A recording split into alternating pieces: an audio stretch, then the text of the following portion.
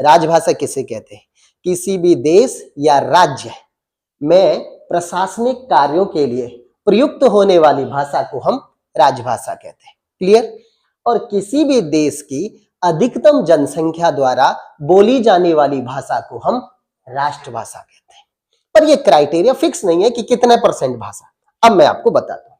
सबसे पहले, क्या हिंदी राजभाषा है? अगर मैं संविधान सभा की बात करूं तो संविधान सभा ने 14 सितंबर को ही 1949 में कह दिया था कि भाई हिंदी भारत की राजभाषा होगी। क्या कहते हैं, जल्दी बताएं तो? हिंदी भारत की राजभाषा होगी। संविधान सभा ने कह, संविधान सभा क्या है? जिन्होंने हमारे लिए संविधान लिखा। उस संविधान सभा ने स्वीकार किया था 14 सितंबर 1949 को कि हिंदी हमारी राजभाषा होगी।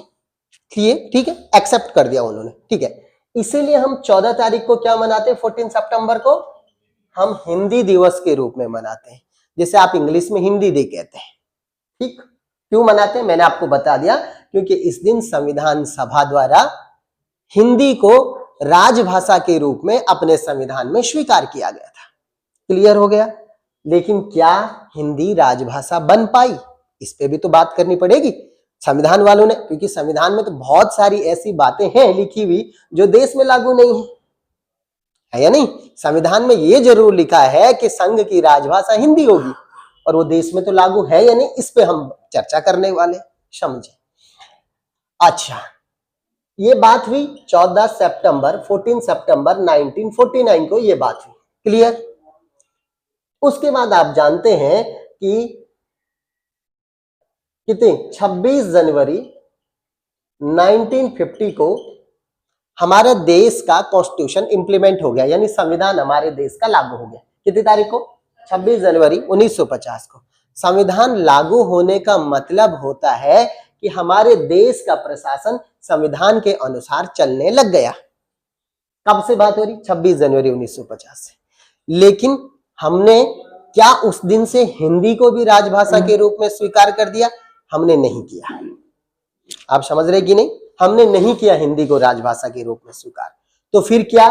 1965 तक, ध्यान से सुनना, 1965 तक यानी 15 सालों तक हमारे देश का प्रशासनिक कामकाज, एडमिनिस्ट्रेटिव जो वर्क था, वो सारा का सारा अंग्रेजी में चल रहा था। कब की बात हो रही है? 1965 तक। कब से? 26 जनवरी 1950। 15 सालों तक हमने अपनी भाषा को हिंदी बनाया ही नहीं। ठीक है, जल्दी बताओ, समझ में आ रहा कि नहीं? यानी अभी भी हमारी हिंदी भाषा राजभाषा नहीं बनी। ठीक, अच्छा, उससे पहले 1965 से 2 साल पहले 1963 में, कब की बात हो रही है?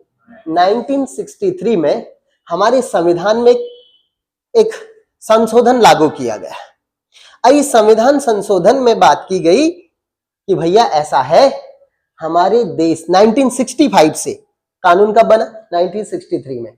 और बोला 1965 से हमारे देश की राजभाषा हिंदी तो होगी, लेकिन उसके साथ साथ अंग्रेजी भी समान रूप से प्रयोग होगी।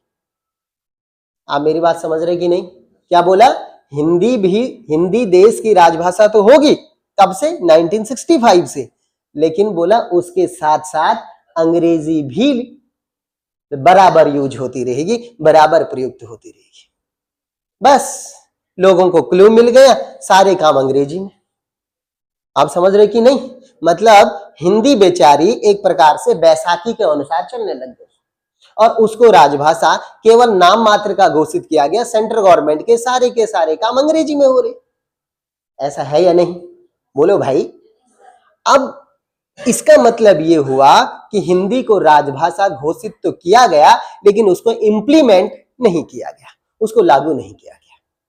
क्लियर बात? इसका मतलब हिंदी नाम के लिए आप कहोगे तो राजभाषा है, पर यूज के लिए, प्रयोग के लिए राजभाषा नहीं है। ठीक है?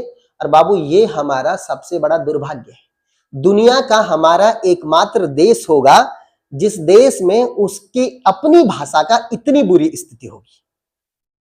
ऐसा है या नहीं भाई? आप जानते हैं कि जो हिंदुस्तान में अधिकतम जनसंख्या द्वारा हिंदी बोली जा रही है, उसके बावजूद भी आप क्या नहीं कर पा रहे? हिंदी को राजभाषा घोषित नहीं कर पा रहे। अब इसके पीछे कारण क्या है, इस पर बात करेंगे थोड़ी देर में। पहले आते हैं राष्ट्रभाषा पर। राजभाषा हिंदी नहीं है संविधान के अनुसार, वास्तविकता में हिंदी राजभाषा नहीं है, सारे काम अंग्रेजी में हो रहे। ठीक है, ओके। अब आते हैं कि सर राष्ट्रभाषा क्या है। किसी भी देश की, अभी हमने बात की है, किसी भी देश की अधिकतम जनसंख्या द्वारा बोली जाने वाली भाषा को हम राष्ट्रभाषा कहते हैं। पॉइंट, क्या हिंदी राष्ट्रभाषा है? आपको पता है 2011 का आंकड़ा 43% लोगों ने कहा कि वो हिंदी बोलते हैं, उनकी राजभाषा मातृभाषा हिंदी है। कितने परसेंट? 43% जनसंख्या ही हिंदी बोलती है।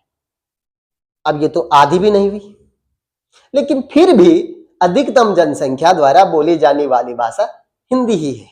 लेकिन देखा जाए तो हिंदी राष्ट्रभाषा भी नहीं है, क्योंकि अधिकतम कहां से हो गया, वो तो 50% से भी डाउन पर आ रही है। 1.5 अरब जनसंख्या हमारी तब 121 करीब करीब थी, 1.21 करीब करीब थी, अब तो 1.5 अरब हो गई है। और कितने परसेंट लोगों द्वारा बोली जा रही है? मात्र 43% लोगों द्वारा हिंदी बोली जा रही है। मेरी बात समझ में आई?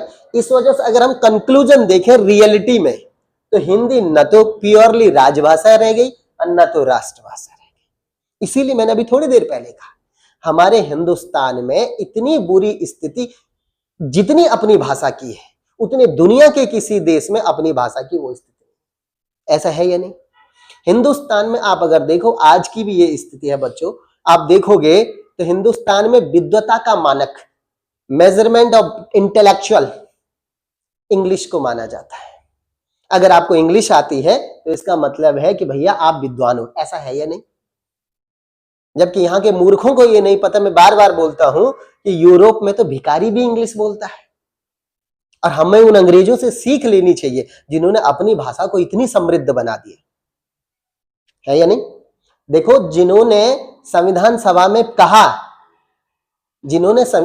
में कहा कि हिंदी को राजभाषा घोषित करो, जब उसे वास्तव में उसे इंप्लीमेंट करने की बात आई तो लोग मुकर गए, विरोध कर दिया।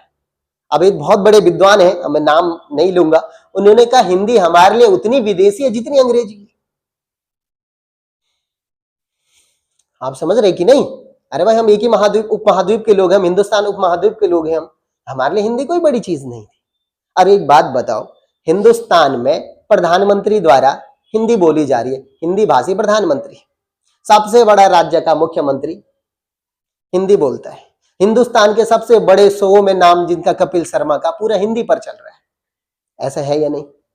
बोलो भाई, हिंदुस्तान में बॉलीवुड जो कितने बड़े लेवल पर राज करता है, पूरा का पूरा हिंदी भाषी है।